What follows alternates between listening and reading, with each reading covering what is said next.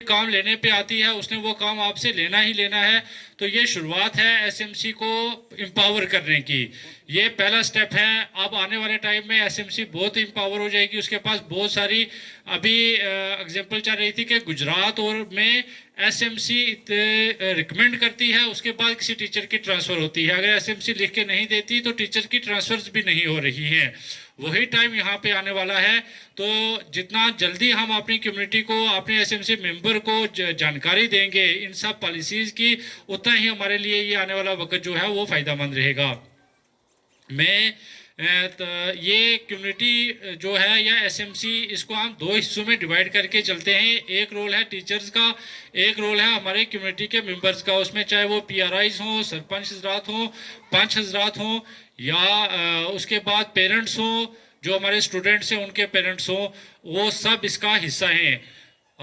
उस्ताद जितने भी हमारे टीचर्स यहाँ पे प्रेजेंट हैं उनसे हमारी ये रिक्वेस्ट है कि वो एसएमसी कमेटी जिस वक्त भी बनाते हैं। आप एक बात पूछोगे उसके लिए अलग स्कीम है।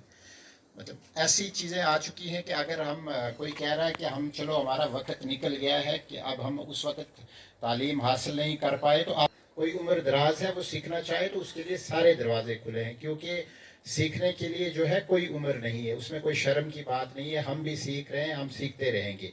इंग्लिश में, हम अंग्रेजी में कहते हैं, एक फ्रेज यूज़ होता है, वॉम्ब टू टॉम्ब।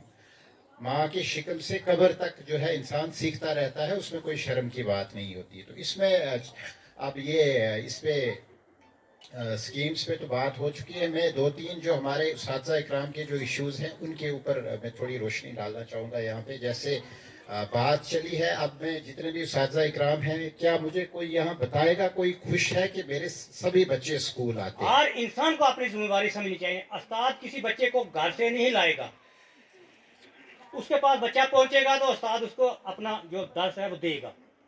यहाँ माँ बाप का जो सबसे ज्यादा जरूरी फर्ज है, माँ बाप का। और फिर जो ये कमेटी के लोग हैं इनकी भी देखभाल बहुत जरूरी है, जब वो अपनी जिम्मेवारी नहीं समझते हैं। सबसे पहले तो हमारे ये रियासत जम्मू कश्मीर, इससे हमें दूर रहना चाहिए, क्योंकि आगे हिंदुस्तान में है वहाँ हिंदू और मुसलमान का हो जाता है। हमारी ज़मीन में क्या उगाना है?